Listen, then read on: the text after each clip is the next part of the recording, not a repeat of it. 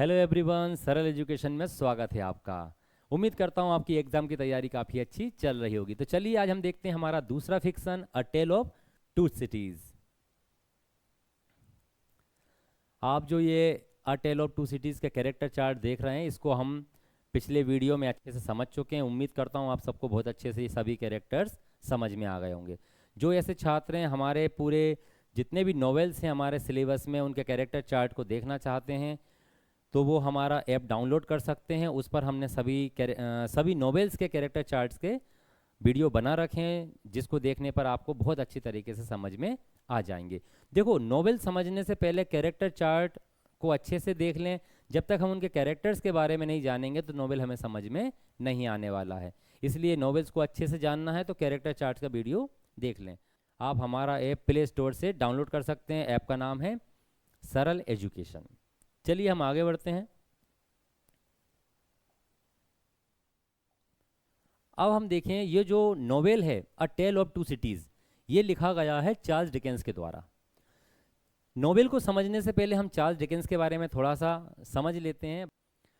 जो Charles Dickens हैं वो 19th सेंचुरी से बिलोंग करते हैं। ठीक है, ये किस सेंचुरी के हैं? 19th सेंचुरी के हैं। इनका जो पूरा नाम है चार्ल्स जॉन हुपाम डिकेंस है।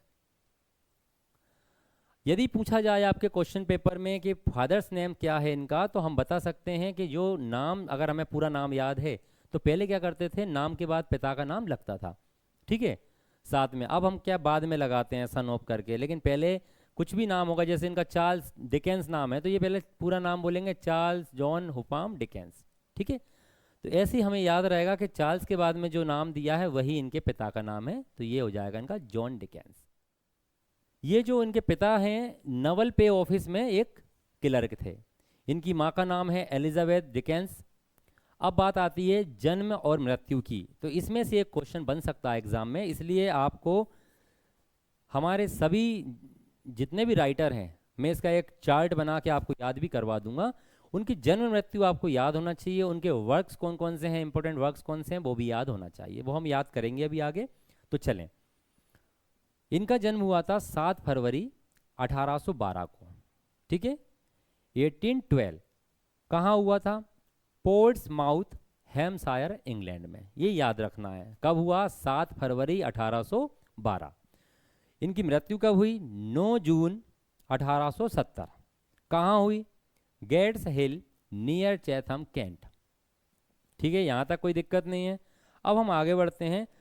मैं आपको बता दूं, ये जो जिस समय क्वीन विक्टोरिया का शासनकाल था, उस समय को कहा जाता था विक्टोरियन एरा।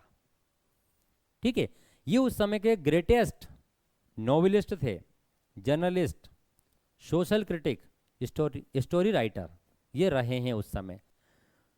तो सोशल क्रिटिक का मतलब होता है सामाजिक आलोचक। जो समाज में जो कुरीतियाँ होती हैं, कोई समस्याएं होती हैं, तो उस समय वो उस पर, उन मुद्दों पर अपना लेख लिखते हैं। तो आलोचना करते हैं उन बुराइयों की कि हाँ ये समाज में गलत हो रहा है। तो ये इस प्रकार से ये सामाजिक आलोचक होते हैं। ठीक है, अपन आगे बढ़ते हैं। इनको फेम कब मिली, ये कब फेमस हुए? तो 1886 में इनका एक सीरियल पब्लिकेशन आया था, उसका नाम था पिकविक पेपर्स। तो इससे ये फेमस हुए। डिकेंस जो थे, 12 वर्ष की उम्र में ही इन्होंने स्कूल छोड़ दिया था। और इनका जो नेचर था, ये बाय नेचर इंट्रोवर्ट थे। इंट्रोवर्ट मतलब क्या होता है? ऐसे लोग जो लोगों से जल्दी ही घुल मिल नहीं पाते, लोगों से ज़्यादा अपनी बात नहीं कर पाते, उनसे कुछ कह नहीं पाते किसी प्रकार से भी, हर बात में संकोच करते हैं। तो इस प्रकार के लोग क्या होते हैं, जो अंदर ही अंदर, मतलब थोड़ा अपना नेचर जो उनका इंट्रोवर्ट होता है, बाहर का व्यक्ति इनको समझ भी नहीं सकता, एक बात और है। तो इस टाइप का नेचर इनका होता है। लेकिन आज देखो, कोई व्यक्ति अपने आप को कभी भी बदल सकता है। आज हम देख रहे हैं, हम उनके नोवेल पढ़ रहे हैं और वो इतने फेमस हैं, और जबकि बाय नेचर कैसे थे? वो इंट्रोवर्ट थे। तो कुछ भी हो सकता है। तो ऐसे स्टूडेंट जो आज ये समझते हैं कि नहीं सर हमें कम समझ में आता है, या दूसरे स्टूडेंट इतना ज़्यादा पढ़ रहे हैं और वो तो बहुत इंग्लिश मीडियम से पढ़े हुए हैं और हम हिंदी मीडियम से हैं, और वो भी डिस्टेंस से किया है हमने, तो वो कहते हैं ना, करेला वो भी नीम चढ़ा। मतलब हमने हिंदी मीडियम के हैं और इंग्लिश लिटरेचर भी हमने डिस्टेंस से किया है, मतलब दूर दूर तक कोई वास्ता है ही नहीं है इंग्लिश लिटरेचर से, बस केवल डिग्री हाथ में है और फॉर्म भर दिया बस। तो कोई दिक्कत नहीं है।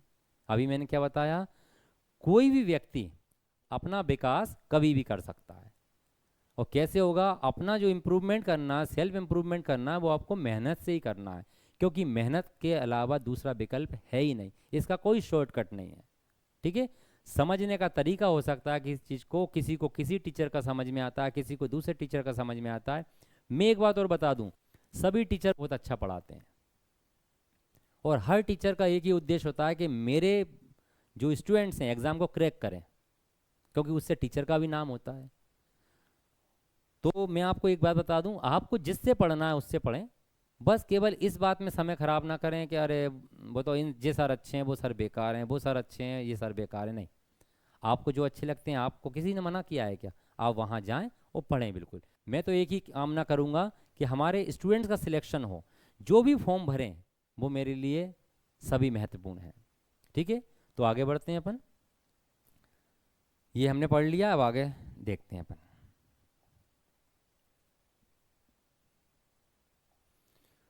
चार्ल्स डिकेंस के हम कुछ फेमस वर्क देख लेते हैं। तो ये देखें उनके कौन कौन से फेमस वर्क हैं जिससे ये फेमस हुए हैं, तो कौन कौन से हैं। सबसे पहले हम देखेंगे Pickwick Papers, Oliver Twist, David Copperfield, Christmas Carol, a Christmas Carol, a tell of Two Cities, जो कि अभी हम पढ़ ही रहे हैं और आज हम उसी के बारे में पढ़ने वाले हैं। ये भी उनका फेमस वर्क है। द ग्रेट एक्सपेक्टेशंस, ये इनके फेमस वर्क हैं।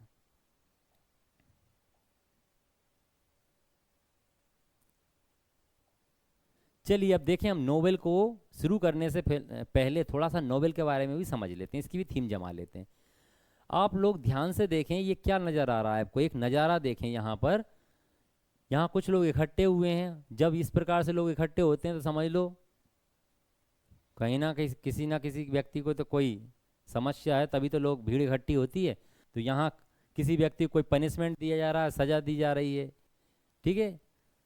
यहाँ देखो लोग लड़ रहे हैं, एक व्यक्ति पड़ा हुआ है, एक यहाँ तलवार लिए हुए है, कुछ डंडे लिए हुए हैं। तो ये हड़कंप सा मचा हुआ, ये किस समय का सीन है? ये है फ्रेंच रिवॉल्यूशन का समय। जब नोवेल शुरू होता है तो एक लाइन से शुरू होता है, वो लाइन हमें याद रखना है, it was the best of time, it was the worst of time. यह सबसे अच्छा समय था, यह सबसे बुरा समय था।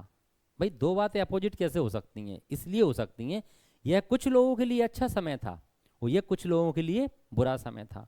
जो उस समय धनाढ्य लोग थे, पैसे वाले लोग थे, जो गरीबों का शोषण कर रहे थे, उन लोगों के लिए तो अच्छा समय था। भाई वो तो मौज मस्ती में अपना समय बहुत एंजॉय कर रहे थे, अपना समय बहुत अच्छे से विलासिता में बिता रहे थे। जो गरीब व्यक्ति थे, उस समय गरीब व्यक्ति था, उसके पास तो खाना खाने के पैसे नहीं थे। उस समय गरीबी इतनी ज़्यादा थी, भुखमरी फैल रही थी चारों तरफ। तो उन व्यक्तियों के लिए क्या होगा? ये समय अच्छा होगा क्या? नहीं, उन लोगों के लिए बुरा समय था। इसलिए जो अच्छी बात बताई गई है, उन्हीं व्यक्तियों पर ये कटाक्ष किया गया है कि कुछ लोगों के लिए अच्छा समय था और कुछ लोगों के लिए ये बुरा समय था। चलिए हम आगे बढ़ते हैं।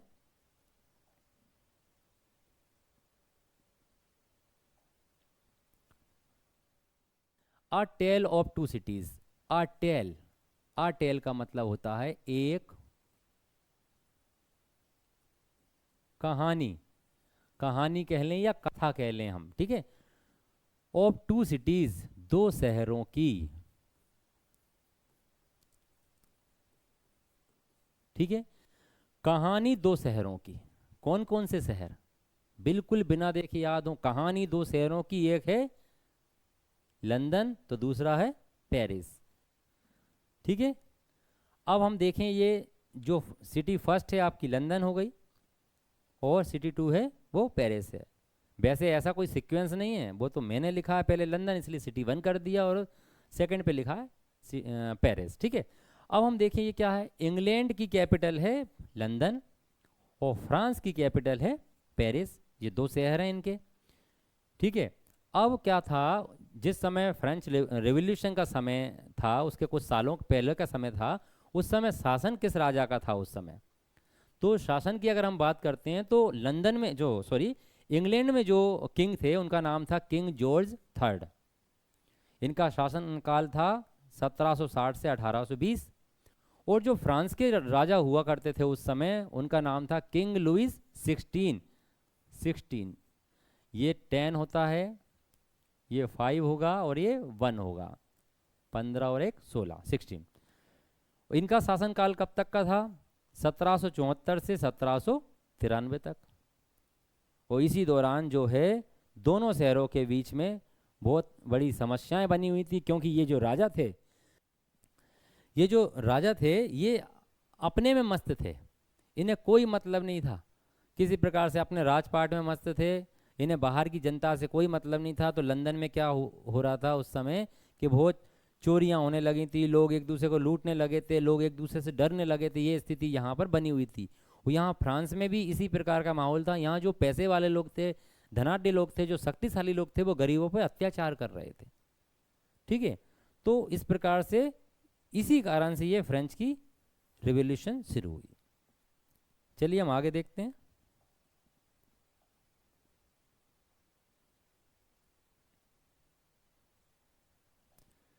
अब देखें हम, ये हमने पढ़ लिया है, ये लाइन हम पढ़ चुके हैं।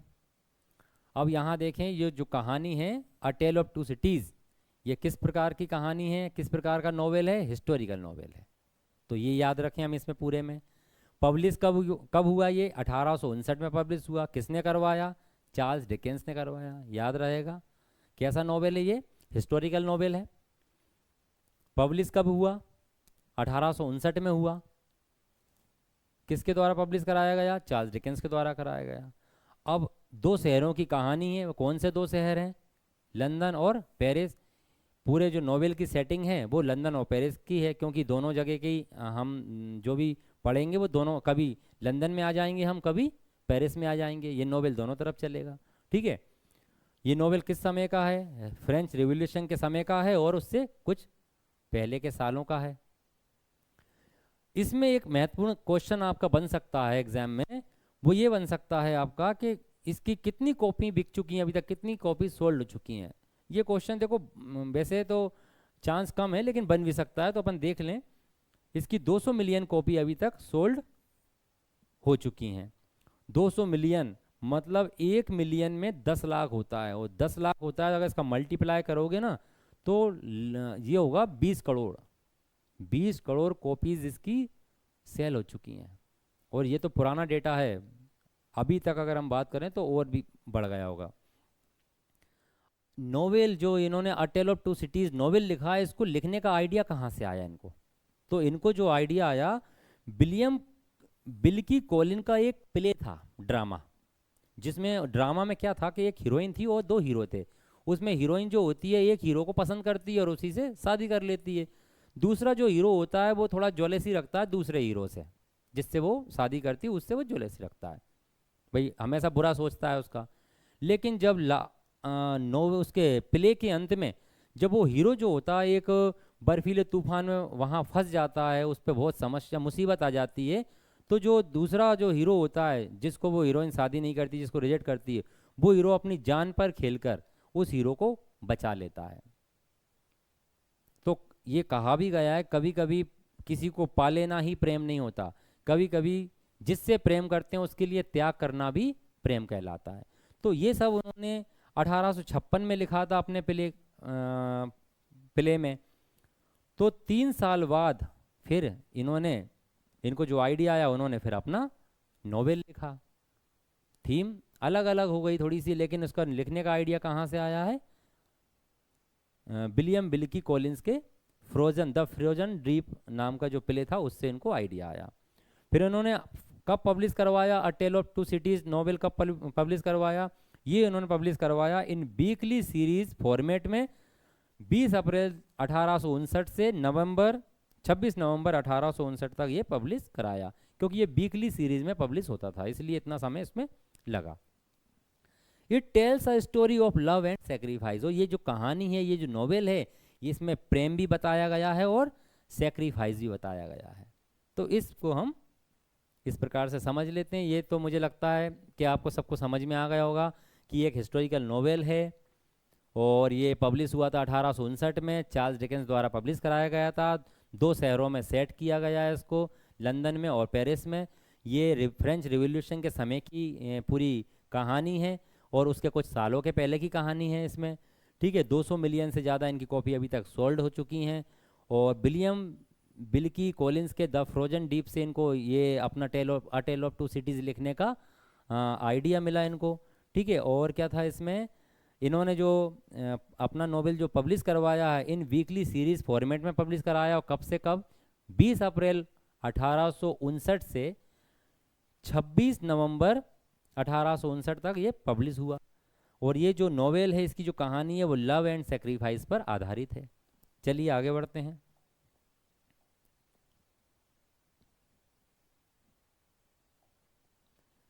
The novel is divided into 3 books. ये पूरा नोवेल इन्होंने 3 बुक में बांटा हुआ है। फर्स्ट का नाम क्या है, रिकॉल टू लाइफ। ठीक है, इसमें 6 चैप्टर्स हैं। ये कब शुरू होता है, 1775 में। सेकंड है द गोल्डन थ्रेड, स्वर्ण सूत्र भी कह सकते हैं, सोने का धागा भी कह सकते हैं हम। ये इसलिए कहा गया है द गोल्डन थ्रेड, जो लूसी के बाल, जो सुनहरे बाल होते हैं, उसको बताया गया है गोल्डन थ्रेड के माध्यम से। इसमें 24 चैप्टर्स हैं। ये कब से कब तक चलता है, 1780 से 1789 तक, 1780 टू 1789। थर्ड का क्या नाम है, द ट्रैक। ट्रैक मतलब होता है रास्ता। The track of a storm, तूफान का मार्ग। इसमें 15 चैप्टर्स हैं। ये कब से कब तक चलता है, 1792 से 1793 तक। तो ये याद रखना है, हम एक बार बिना देखे देखेंगे। फर्स्ट का क्या नाम है हमारा, फर्स्ट है हमारा रिकॉल टू लाइफ। इसमें कितने चैप्टर्स हैं हमारे, 6 चैप्टर्स हैं। ये 1775 को शुरू होता है। सेकंड क्या है हमारा, द गोल्डन थ्रेड। इसमें कितने चैप्टर्स हैं हमारे, 24 चैप्टर्स हैं। ये 1780 से 1789 तक चलता है। तीसरा क्या है हमारा, the track of a storm. इसमें कितने चैप्टर्स हैं, 15 चैप्टर्स हैं। और ये कब से कब तक चलता है, ये चलता है 1792 से 1793 तक। ठीक है, चलिए आगे बढ़ते हैं। The story centres on doctor Alexander MANET. तो जो डॉक्टर एलेक्जेंडर मैनेट होते हैं, पूरी कहानी उन्हीं के बारे में है। ठीक है, डॉक्टर मैनेट जो होते हैं वो फ्रेंच के एक डॉक्टर होते हैं, फिजिशियन होते हैं, जो 18 साल तक वहाँ कैद रहते हैं। वहाँ से उनको छुड़ाया जाता है, वो 18 साल बाद छूटते हैं, वहाँ से रिलीज होते हैं। Wrongful imprisonment in the versatile, उनको गलत तरीके से कैद कर लिया गया था। कहाँ पर, वेस्टाइल में। उनके छूटने के बाद वो सबसे पहले अपनी बेटी से मिलते हैं। क्या नाम है उनकी बेटी का, लूसी। पहली बार मिलते हैं वो बहुत सालों बाद। और together they start a fresh life in London. और वो वापस उसके साथ पेरिस से लंदन चले जाते हैं और अपना जीवन दोबारा से नए सिरे से शुरू करते हैं। तो इस प्रकार की ये कहानी है। तो चलिए नोवेल को हम शुरू करते हैं और आगे बढ़ते हैं। अब ये आप जो देख रहे हैं सामने, सबसे पहले आप ध्यान से इसको देखिए और अपनी बिल्कुल आंखों में बसा लो इसको, इस प्रकार से कि जैसे हम मान लो एक मूवी देख रहे हैं। देखो, अगर आप इस तरीके से पढ़ेंगे कि जैसे हम मूवी देख रहे हैं बिल्कुल, तो नोवेल आपको बिल्कुल आसान लगने वाला है और आपको ऐसा महसूस हुआ कि हम तो पढ़ाई कर रहे हैं, तो आप जल्दी बोर हो जाओगे। तो देखो, सबसे पहले हम देखें, सामने हमारे एक व्यक्ति घोड़े पर बैठकर आ रहा है। ठीक है, ये मूवी चालू हुई आपकी। ठीक है, मतलब नोवेल चालू हुआ, लेकिन हमको समझना है ऐसे ही है। मूवी चालू हुई, एक व्यक्ति घोड़े पर बैठकर चला आ रहा है। क्या नाम है उसका, जेरी क्रेंचर द मैसेंजर। ये एक मैसेज देने वाला व्यक्ति, एक मैसेज लेके आ रहा है। ये इतना याद हुआ कि एक व्यक्ति घोड़े पर आ रहा है और वो मैसेज देने के लिए आ रहा है, और नाम उसका क्या है, जेरी क्रेंचर। अब जेरी क्रेंचर याद रखना, घोड़े पर बैठा हुआ है और आ रहा है। अब ये किसके पास आया, अब हम यहाँ देखेंगे, ये आएगा, ये देखो आप, ये आया, ये घोड़े से उतरा। इसने क्या किया, एक पत्र एक व्यक्ति को वो दे रहा है। ये कौन व्यक्ति है वो भी अपन समझते हैं। ठीक है, क्या नाम है उस व्यक्ति का, जार्विस लोरी। जो ये मेल कोच के अंदर बैठा हुआ है, ये है जार्विस लोरी। टेल्सन बैंक के ये मैनेजर हैं। अब हमें ध्यान हमेशा रखना है कि एक व्यक्ति घोड़े पर आया, उसका नाम है जेरी क्रेंचर, और जिसको उन्होंने पत्र दिया वो है जार्विस लोरी। अब ये कहाँ जा रहे हैं अपन देखते हैं आगे। A mail coach moves slowly towards Dover. ये जो एक गाड़ी में बैठे हुए हैं इसको मेल कोच कहा जाता था उस समय। इसमें बैठ के वो कहाँ जा रहे हैं? लंदन से डोवर की तरफ जा रहे हैं। ठीक है, इतना आपको समझ में आया। अपन आगे बढ़ते हैं।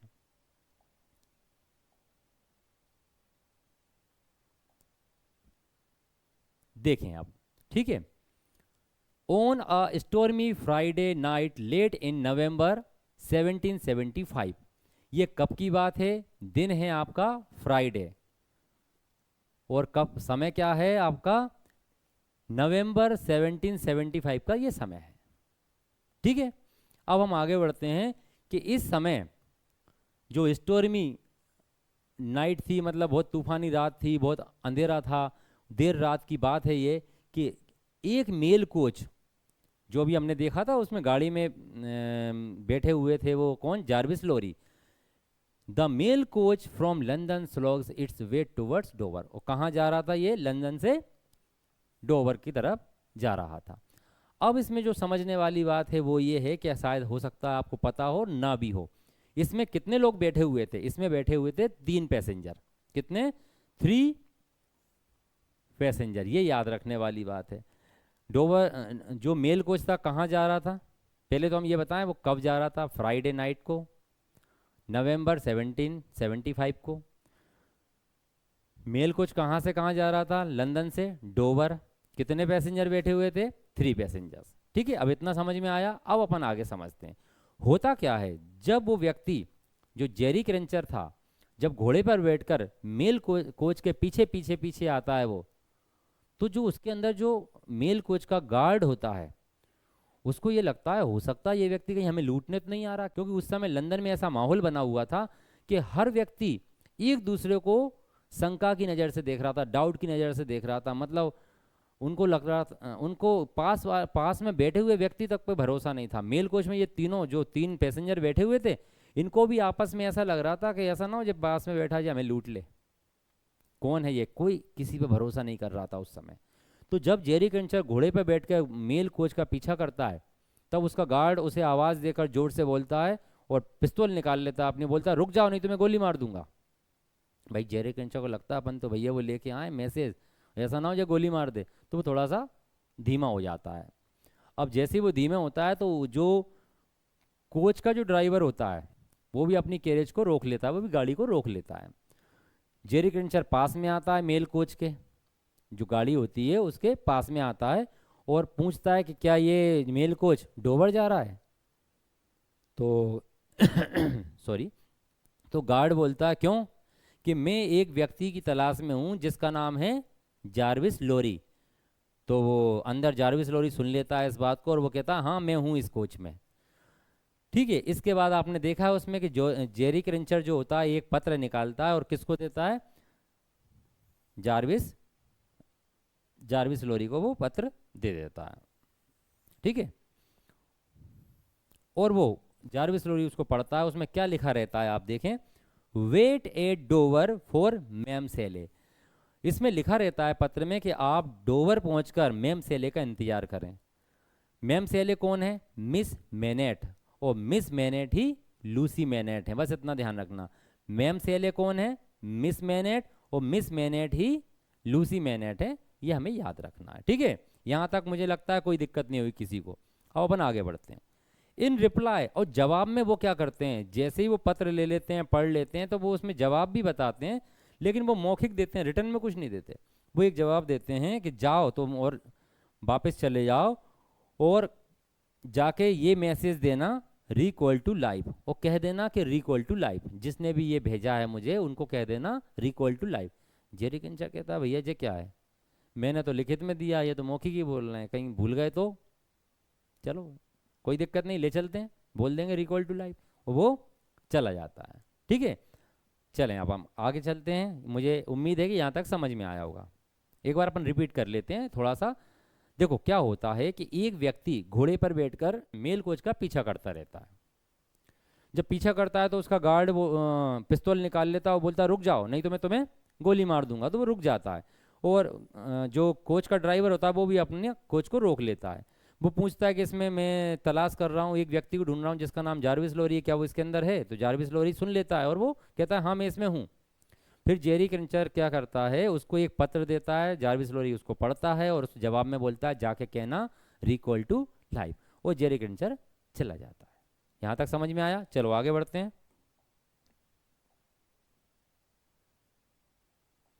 अब क्या होता है, जब जेरी क्रिंचर चला जाता है तो कोच जो है, मेल कोच जो है जिसमें बैठे हुए हैं सभी लोग, तो वो आगे बढ़ता है। ठीक है, जब आगे की तरफ बढ़ता है तो थोड़ा सा समय लगता है वहां पहुंचने में, तो जो जारविस लोरी होते हैं उनको मेल कोच में क्या होता है, थोड़ी सी नींद आ जाती है, वो थोड़ा सा सो जाते हैं और उनको सपना आता है। वो एक सपना देखते हैं और सपने में क्या देखते हैं देखो, wander through the inner worlds of Tellson's bank. उनको एक सपना आता है कि वो टेल्सन बैंक में, क्योंकि उसके मैनेजर थे वो, उनको लगता है टेल्सन बैंक में वो भटक रहे हैं और देख रहे हैं कि वो अंदर जो तिजोरियां हैं वहां पर वो तिजोरियों में भटक रहे हैं कि हाँ कुछ नुकसान तो नहीं हो गया, और वो उनको क्या मिलता है कि हाँ सब कुछ ठीक है, ऐसा उनको सपना आता है। ठीक है, फिर उनको सपने में एक चीज और दिखती है, उन्हें एक व्यक्ति दिखता है, बरीड मतलब दफन है, मतलब वो कब्र के अंदर दफन है, कितने सालों से? 18 सालों से, और 18 साल से वो जिंदा दफन है। ये बात समझ में आ रही है? उनको सपने में और क्या दिखता है कि एक व्यक्ति जो 18 सालों से जिंदा कब्र में दफन है। ठीक है, और सपने में वो क्या करते हैं, वो उसको कब्र से निकालते हैं। देखो ध्यान से, यहाँ क्या कर रहे हैं जारविस लोरी, ये सपना देख रहे हैं और ये कब्र खोद रहे हैं। देखो ये व्यक्ति बैठा हुआ है, उनको नजर आ रहा है कोई एक व्यक्ति है जो इसमें दफन था, उनने निकाला उसको। ठीक है, चलो ऐसा सपना क्यों आया इनको, ये मैं आपको आगे बताऊंगा।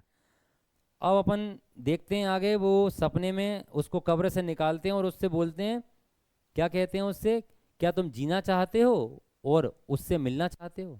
उससे किससे, बताएंगे अभी आपको। ठीक है, ये पूरी कहानी आपको अभी आगे क्लियर होगी। चलिए,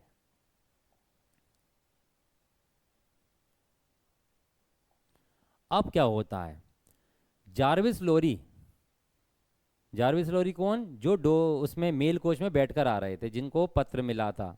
ठीक है, और उन्होंने क्या बोला था, जवाब देना रिकॉल टू लाइफ। वो कहाँ पहुंच जाते हैं, डोवर पहुंच जाते हैं, और डोवर पहुंचकर वो एक होटल में एक कमरा लेते हैं। उस कौन सी होटल में लेते हैं, ये नाम याद रखना है आपको, द रॉयल जॉर्ज होटल। यहाँ पर क्या होता है, जो लूसी होती है, लूसी मैनेट, अभी हम बता था मैम सेले, यही लूसी मैनेट के नाम से मिलेगी आपको हर जगह। ठीक है, ये अपनी गवर्नेंस जो मिस प्रोस है उसके साथ जारविस लोरी से मिलने आती है। यहाँ तक कोई दिक्कत नहीं होगी, मुझे लगता है समझ में आ रहा होगा कि ये जारविस लोरी कहाँ पहुँच गए, डोवर। और डोवर में पहुँचने के बाद क्या हुआ, उन्होंने एक द रॉयल जॉर्ज होटल में एक कमरा लिया, और जो लूसी होती है, लूसी मैनेट, वो अपनी गवर्नेंस मिस प्रोस के साथ उनसे मिलने के लिए आती है। ठीक है, अपन आगे बढ़ते हैं। Mister Lorry struggle with his emotions. अब क्या होता है, जो जारविस लोरी होते हैं, उनको शॉर्ट में अपन यहाँ लोरी भी कह सकते हैं, तो वो क्या होता है, अपने थोड़ा सा मन ही मन में थोड़ा सा उतावले होते हैं, स्ट्रगल करते हैं, क्योंकि उनके मन में एक बहुत बड़ा भार होता है जो उन्हें अब बताना है किसको, लूसी को। तो वो एक बहाने से बताते हैं कि हमारा एक कस्टमर था, लूसी को बोलते हैं हमारा एक कस्टमर था जिसकी मैं आपको कहानी सुनाता हूँ। तो वो कहानी सुनाते हैं, वो कस्टमर था कौन वैसे, वो लूसी के पिता थे, क्या नाम था, डॉक्टर मैनेट। लेकिन वो बताते नहीं है अभी, वो एक कहानी सुनाते हैं कि 20 साल पहले क्या हुआ था। एक डॉक्टर मैनेट ने शादी की थी इंग्लिश वुमेन से। अब वहाँ कहाँ की थी, इन्होंने पेरिस में की थी। और क्या होता है, एक दिन वो गायब हो जाते हैं, कौन, मिस्टर बेनेट। कैसे हो जाते हैं गायब, having been jailed by authorities and taken to a secret prison. और उनको एक जगह सीक्रेट जगह ले जाके उनको बंद कर दिया जाता है। ठीक है,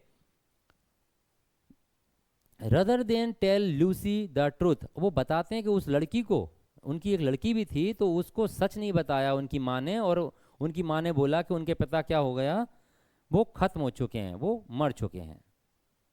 यहाँ तक समझ में आ रहा है? अपन और अभी देख लेंगे। Lucie's mother herself died soon afterwards, और कुछ समय बाद लूसी की माँ भी खत्म हो जाती हैं। और क्या होता है, मिस्टर लोरी टुक ले आते हैं लूसी को पेरिस से, कहाँ लेकर आ जाते हैं, लंदन लेके आ जाते हैं। अब इसको अपन समझते हैं और अच्छे से। देखो, आपने पूरी कहानी समझी। जारविस लोरी जो होते हैं डोवर पहुंच गए। डोवर में किससे मिलते हैं वो, मैम सेले से। मैम सेले कौन, मिस मैनेट, ठीक है। अब वो मिस मैनेट को कहानी सुनाते हैं कि हमारा एक कस्टमर था, 20 साल पहले उसने पेरिस में एक अंग्रेज महिला से शादी की थी, और कुछ समय बाद क्या हुआ, फिर कुछ सालों बाद कि उनको, वो वहाँ से गायब हो जाते हैं। वहाँ की जो अथॉरिटीज़ होती हैं, वहाँ का जो शासन होता है, तो वो क्या करते हैं, उनको जेल में बंद कर देते हैं, और एक ऐसे सीक्रेट तरीके से बंद करते हैं, कोई किसी को कुछ पता नहीं होता। अब बताते हैं कि और फिर उनकी उनकी एक बेटी होती है लूसी, लूसी नाम की। तो वो क्या होता है, उसको सच नहीं बताती उसकी माँ, और बोलती है कि तुम्हारे पिता खत्म हो चुके हैं। और कुछ समय बाद उसकी माँ भी खत्म हो जाती है, और लोरी जो होते हैं उस लड़की को लेके पेरिस से लंदन आ जाते हैं। अब ये पूरी कहानी किसकी है, वो मैम सेले की है।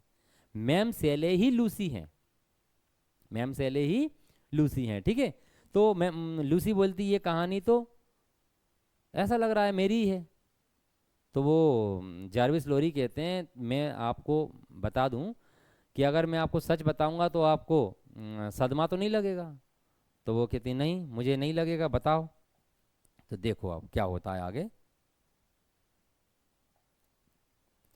Then Lorry breaks the shocking news, और तब फिर वो एक चौंकाने वाली खबर बताते हैं लूसी को कि लूसीज फादर इज अलाइव, लूसी के जो पिता हैं अभी जीवित हैं। सी फेंट्स ओवरवेल्म्ड, और वो अभिभूत हो जाती है, बहुत ही भावनात्मक रूप से सोचने लगती है, और वो बेहोश होकर गिर जाती है। जब लूसी को पता चलता है कि मेरे पिता अभी जिंदा है, वो तो बचपन से समझ रही थी कि वो खत्म हो चुके हैं, तो वो गिर जाती है।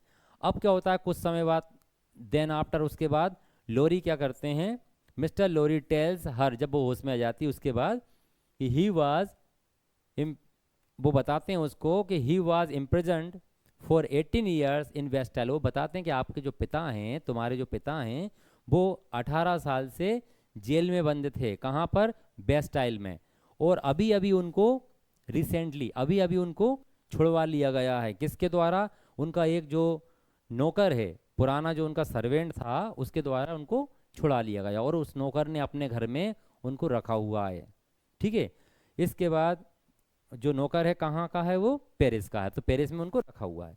Lorry takes her to France for a reunion, और लोरी उसको अपने पिता से दोबारा मिलाने के लिए फ्रांस ले जाते हैं। यहाँ तक कोई किसी भी प्रकार की कोई दिक्कत मुझे लगता नहीं होगी। देखो, हम एक प्रोवर्ब है, slow but steady wins the race, धीरे चलो लेकिन चलते रहो, एक ना एक दिन रेस जीत जाओगे, एक ना एक दिन सक्सेस हो जाओगे। ऐसे ही हम कोई नोवेल को समझें तो बिल्कुल आराम से समझें, लेकिन एक बार में समझें। ऐसा नहीं हो हमने एक बार देख लिया, फिर हमें याद नहीं आ रहा क्या समझाया था, फिर देख लिया, ऐसा नहीं। तो एक एक बार में समझते चलो, धीरे चलते चलो, एक बार में नोवेल अच्छे समझ में आ जाएगा। इसके बाद जब मैं एमसीक्यूज कराऊंगा आपको, तो एमसीक्यूज में पूरा आपका ऐसा लगेगा कि पूरी कहानी हमारे अंदर है, और हर एक एमसीक्यूज के टिक राइट टिक लगेंगे, ठीक है। चलें तो आगे बढ़ते हैं। अब क्या होता है देखें जरा। अब अपन समझने से पहले क्या करेंगे, पहले इस पिक्चर को देखो ध्यान से, क्या नजर आ रहा है। दोनों तरफ बड़ी बड़ी बिल्डिंग नजर आ रही हैं, ठीक है। यहाँ एक, ये जो है इसको बोलते हैं कास्क, ठीक है। हिंदी में कुछ लोग इसको पीपा भी कहते हैं। भाई हमारे तो गुना तरफ तो इसको पीपा ही बोलते हैं, मतलब जो टीन का कनेस्टर होता है उसको, या लकड़ी का कुछ भी होता है, जार वगैरह, तो यहाँ पीपा कहलाता है, ठीक है। तो इसको इंग्लिश में कास्क कहते हैं। तो ये क्या होता है, एक गाड़ी में से गिर जाता है, और इसमें जो है शराब भरी हुई होती है, दारू, जो कि गली में फैल जाती है। और फैल जाती है तो वो पत्थर पे फैलती है, तो क्या है कि एक प्रकार से वहाँ के लोग जो होते हैं सभी इकट्ठे हो जाते हैं, और उस दारू को पीने लगते हैं। कुछ लोग ज़मीन में उसको चाटने लगते हैं। इस प्रकार से ही इसमें जो नोवेल में लिखा हुआ है। तो ये सीन आप अपने दिमाग में बिल्कुल बसा लें कि इस प्रकार से कि आंख बंद करके देखें कि हाँ भाई एक गली है, गली में दो बड़ी बड़ी इमारतें हैं, सकरी गली है, और वहाँ एक ये इस प्रकार से जो कास्क है वो गिर गया है किसी गाड़ी से, उसमें से जो शराब जो है वो फैल गई है, और सभी लोग क्या कर रहे हैं, उसको पीने लगे हैं नीचे, ठीक है, ग्राउंड से, ज़मीन से। तो ये सीन हमारे दिमाग में होना चाहिए। अब देखो अपन समझते हैं। आउटसाइड मोन्सियर डिफार्ड्स वाइन शॉप, और एक बात और याद रखें, यहाँ पर इसी गली में मोन्सियर डिफार्ड्स की एक वाइन शॉप भी है, यहीं उसी के सामने ये गिरा हुआ है। और इस गली का नाम क्या है देखें, सेंट एंटोइन स्ट्रीट, ठीक है। तो हमने क्या समझा इसमें कि मोन्सियर डिफार्ड्स की वाइन शॉप है इस गली में, गली का नाम है सेंट एंटोइन स्ट्रीट, बड़ी सकरी गली है ये, ठीक है। एक बड़ा सा कास्क जो है ये हम देख रहे हैं किसका, वाइन का, ड्रॉप्ड फ्रॉम अ कार्ट, एक गाड़ी से ये गिर जाता है, and breaks wine spills on the street, और ये टूट जाता है और वाइन स्पिल्स हो जाती है, सब जगह फैल जाती है। अब लोग क्या करते हैं, डेस्परेट पीपल उस दारू को पीने लगते हैं, कहाँ से, फ्रॉम द ग्राउंड, मतलब ग्राउंड से ही पीने लगते हैं, कोई बर्तन नहीं होता, वहीं पीने लगते हैं। तो ये सब चीज़ें क्या दिखाती हैं हमें, सिम्बोलाइजिंग ऑफ पॉवर्टी, ये सब चीज़ें हमें गरीबी दिखाती हैं, वहाँ की हंगर, वहाँ दिखाते हैं किस प्रकार से भुखमरी मची हुई है, और यही सब कारण रिवॉल्यूशन का पेरिस में बनता है। यहाँ तक समझ में आया। अब क्या देखें, आप इस पिक्चर को जरा ध्यान से देखें, देखें जरा ध्यान से, क्या है यहाँ पर, एक बुजुर्ग व्यक्ति बैठा हुआ है, जूते बना रहा है, एक जो लड़की है इसका नाम लूसी है, ये जार्विस लॉरी है, ठीक है। तो अब ये उस उनके जो ओल्ड सर्वेंट के घर पे आ जाते हैं, और ओल्ड सर्वेंट के घर पे वो डॉक्टर मेनेट से मिलते हैं, कौन, लूसी और जार्विस लॉरी। तो Lucy and Jarvis Lorry meet doctor Manette, और ये डॉक्टर मेनेट से मिलते हैं, who has been mentally broken by 18 years of imprisonment in the Bastille। अब क्या हुआ, 18 सालों से ये बंद थे, कहाँ बंद थे, बेस्टाइल में। तो इसलिए ये मेंटली पूरी तरीके से टूट चुके हैं, इनकी मेमोरी भी क्या है, वीक हो गई है, ये पहचान नहीं पाते लोगों को, भूल जाते हैं। और वहाँ पर क्या होता है, ये जूते बनाते रहते थे हर समय, तो वहाँ भी जेल के अंदर भी ये जूते बनाने का काम करते थे। तो अभी जेल से आने के बाद भी अभी इनको ये महसूस नहीं हो रहा कि ये रिलीज़ हो गए वहाँ से, अभी भी उनको ऐसा लग रहा है कि मैं जेल में ही हूँ, बंद हूँ, और वही काम वो अभी भी करते हुए आपको दिखेंगे, ठीक है।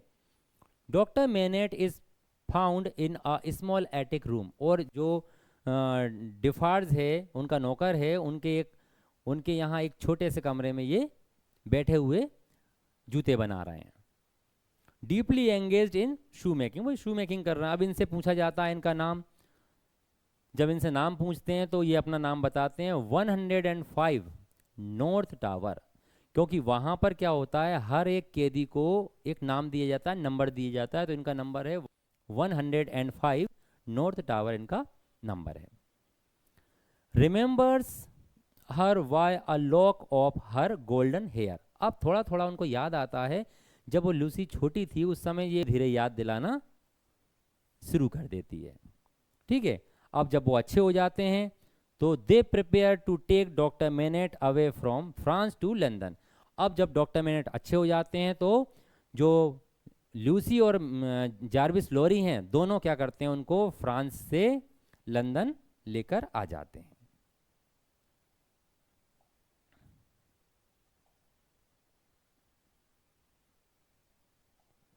अब क्या होता है आप देखें ध्यान से, और इस प्रकार से ये देखो, डॉक्टर मेनेट और ये लूसी, डॉक्टर मेनेट को अपना पुराना समय पूरा याद आ गया, उनकी मेमोरीज वापस आ गई है, और ये डॉक्टर मेनेट लूसी के साथ कहाँ जा रहे हैं, वापस लंदन, और ये वहाँ वहाँ पहुँचकर ये अपना जीवन फिर से शुरू करते हैं और अच्छे से रहने लगते हैं। तो ये आपका एक पार्ट कंप्लीट हुआ। अब सेकंड पार्ट हम देखेंगे अगले वीडियो में। जो ऐसे स्टूडेंट जो एमपीटेड ग्रेड फर्स्ट की तैयारी कर रहे हैं, मैं उनको बता दूं कि वो प्ले स्टोर से ऐप इंस्टॉल करें।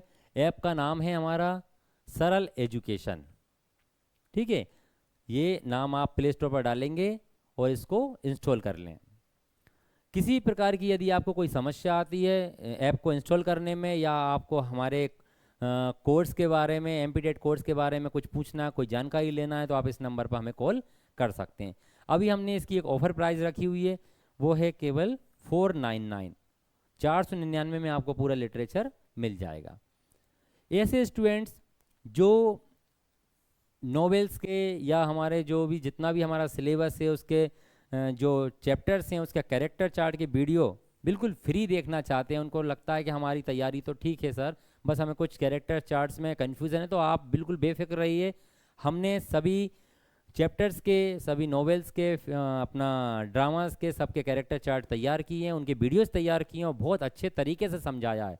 आपको यदि फ्री देखना है तो आप हमारा जो ऐप है सरल एजुकेशन, इसको डाउनलोड करें और उसका जो फ्री कंटेंट है उसमें आप इसको देख सकते हैं। तो चलिए हम मिलते हैं नेक्स्ट वीडियो में। Thank you very much. जय हिंद, जय भारत।